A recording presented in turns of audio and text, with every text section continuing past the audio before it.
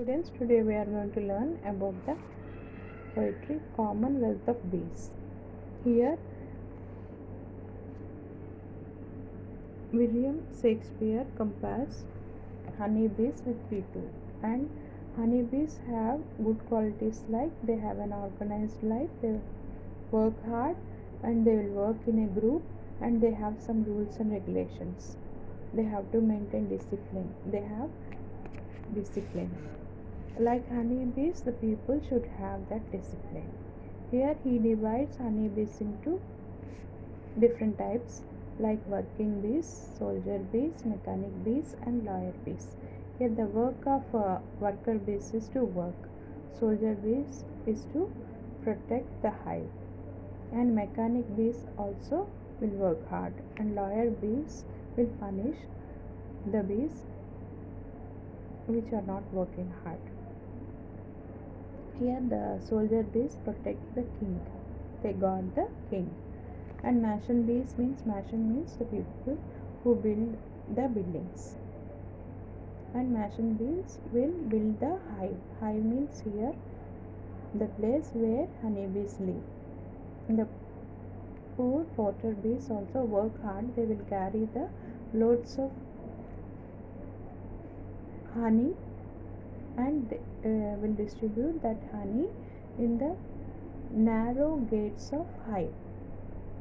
And justice bees punish the lazy honeybees. Here drones are male honeybees. They are lazy. And all the bees work to their common wealth. Means they will have a purpose. And many arrows aim at one target. He compares and he tells that all the honeybees have a single aim.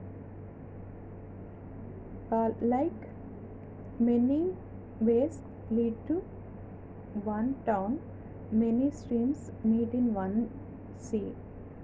Streams means here the rivers or the small lakes. They'll meet in one sea. In the same way, the poet says, 1,000 actions will lead to one desired goal. Thus, a collective work results in the growth and development of a society. He talks about good, hard-working nature of honeybees and different types of honeybees, and also how the bees will work hard to build the hive and to store honey or nectar in that hive, and how they protect other bees, and how he compares all the honeybees will have only one desired goal. For that goal they will work together, and he compares that with many arrows aim at one target, and many ways lead to one town, and many streams meet in one sea. These are the three things he compared. And coming to second poem, this is my prayer to thee, my Lord. Here Rabindranath Tagore talks about the people in those days. They are working hard to get freedom from Britishers. So what they need strength to fight for freedom. So here he tells about, generally prayer means the people will pray to get whatever they need. They will ask for their own desires. But here Rabindranath Tagore asks for the welfare of the people. So this prayer is unique. This prayer is different from other prayers. In this way, this prayer is different. In what way?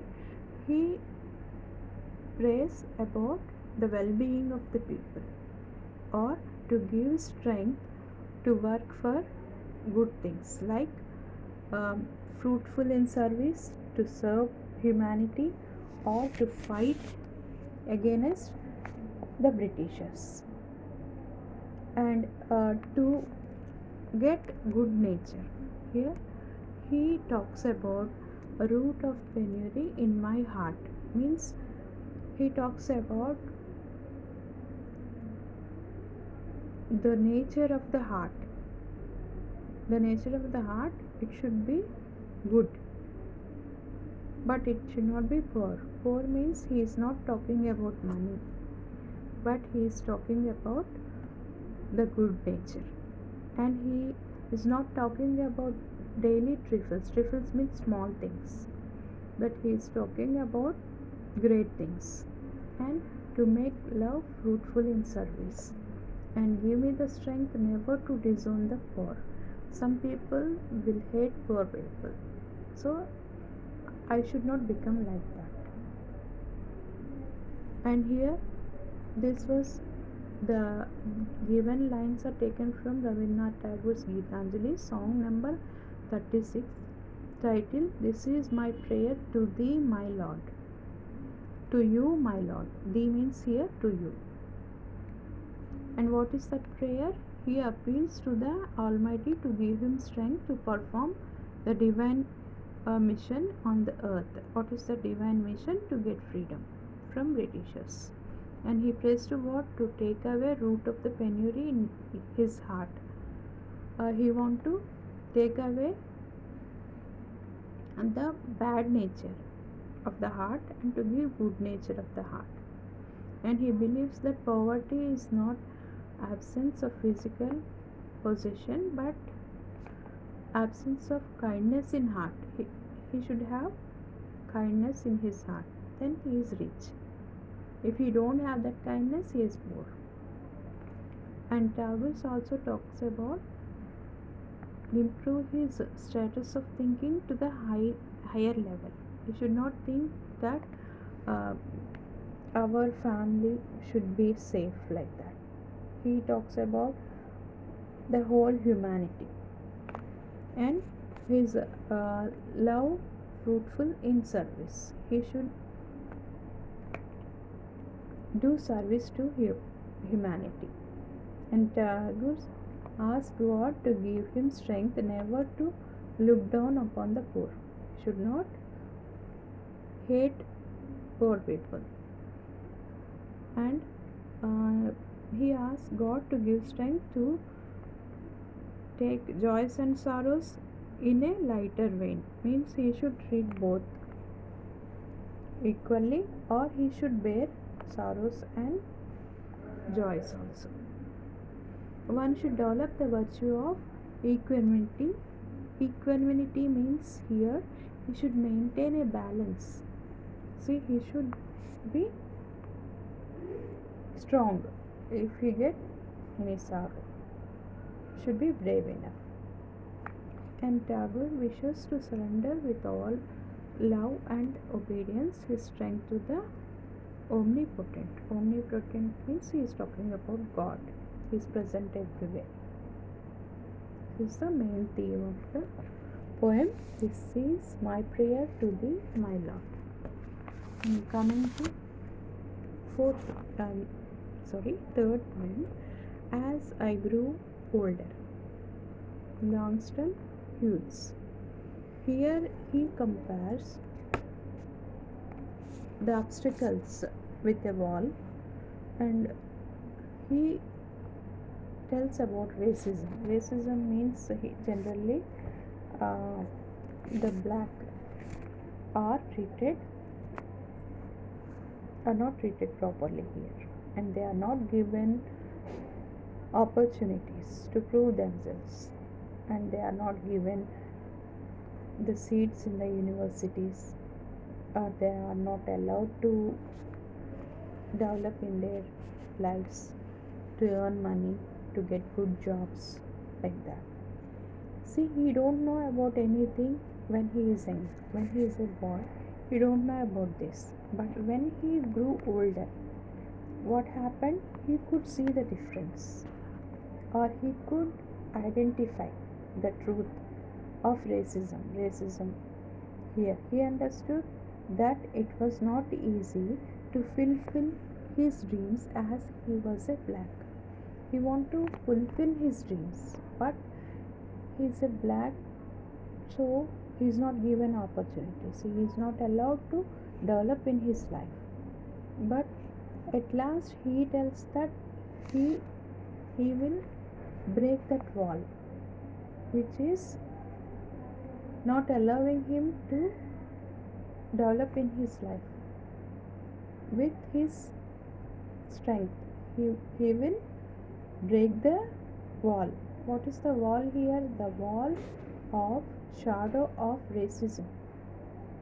And that means he really wanted to see his society free from racial feelings and discrimination, showing difference, partiality, we can call partiality. These barriers should break and allow thousand lights of sun to shine, thousand dreams to come true for everyone. See, when wall is there, when sunlight is there, it won't fall on us. If wall is there, if you break that wall, that the sunlight will fall on us. Here he talks about the prosperity with the sunlight. He compares the prosperity with sunlight. The poem carries the theme that to achieve one's dream, one has to fight for it and cross all the barriers. Barriers means obstacles that come in between. This is the theme of this poem. And coming to extensive reading, here first one, The Engine Trouble. It is written by R.K. Narayan. Here this story is about a talkative man, and he wins a road rolling engine in a lottery, and he can't drive it, so he has to pay rent for it. Afterwards, with the help of 50 people and elephant, he want to move that. But what happened? 50 laborers and an elephant to move the big road engine. A huge crowd gathered there to witness the great show of shifting the engine. And the driver sat in the driver's seat. The elephant started dragging the engine, and the laborers started pushing the engine from back. After moving a bit, the elephant was afraid. The driver lost control, and the engine hit a compound wall opposite to it.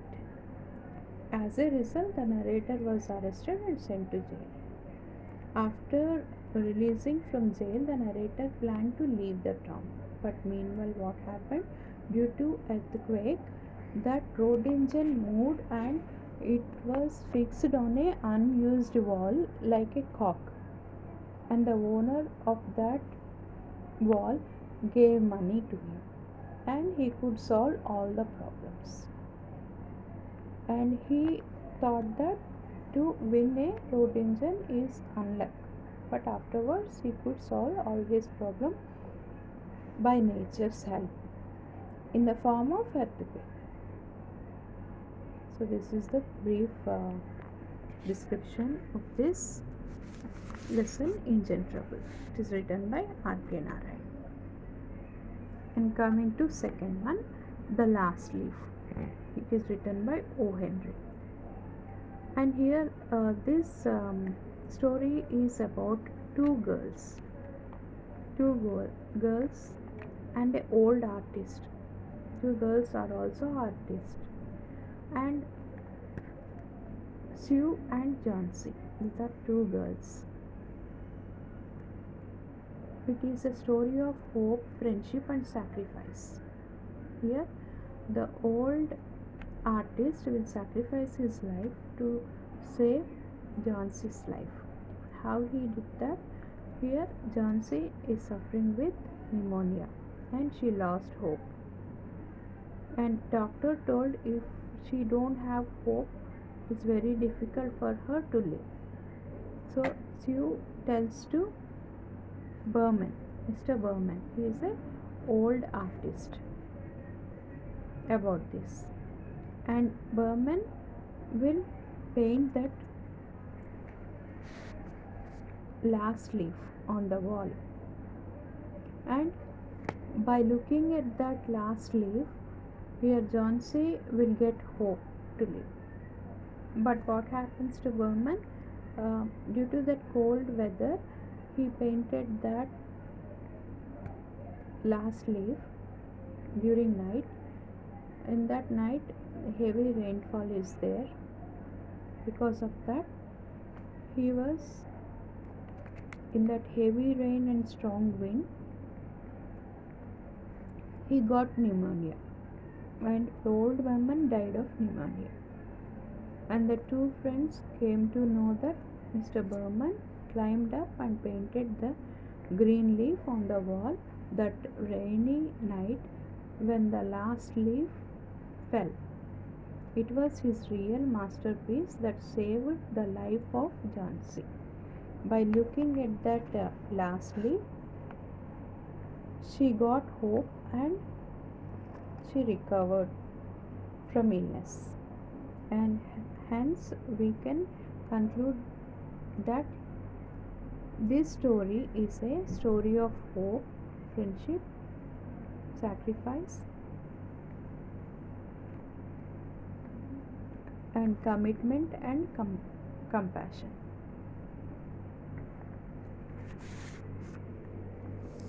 And the fourth lesson, Will He Come Home? It is written by P. Satyavati. And here this lesson is about the different thoughts of people.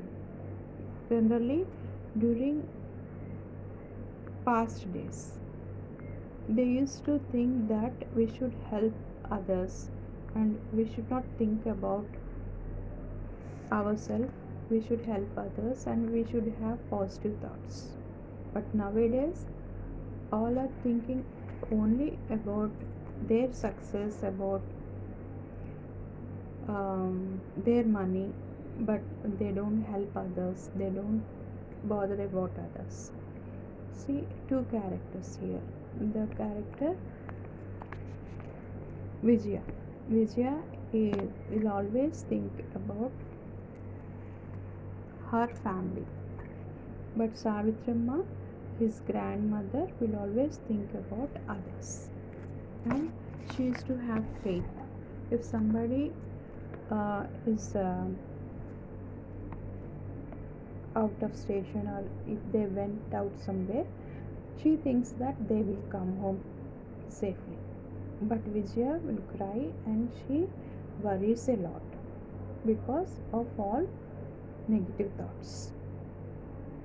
And we can also think about joint family and nuclear family. See, Vijaya's family is nuclear family, whereas Savitramma's family is joint family, where they will share their joys or sorrows or their money, everything they will share. So they used to lead a peaceful life. But here Vijaya will stay alone and with her family, and she has to bear all the sorrows. There are nobody to share her sorrows. Even though Savitramma tried to console her, she won't listen and she will be crying throughout the night. And what happened? In the morning, a bell rang, and the story ends there with the suspense that whether the boy came or not. So, some people will think in a negative manner, some people will think in a positive manner. The people who think in a positive manner thinks that the boy has arrived. And Vijaya is a normal housewife with two children, and her daughter is settled in America after marriage, and college going son did not return home. So throughout the story, the tension will be there, the negative thoughts will be there, and Savitramma tried to control control her by giving hope, but Vijaya don't listen anything. And this is about the story will be come home. Okay, thank you students.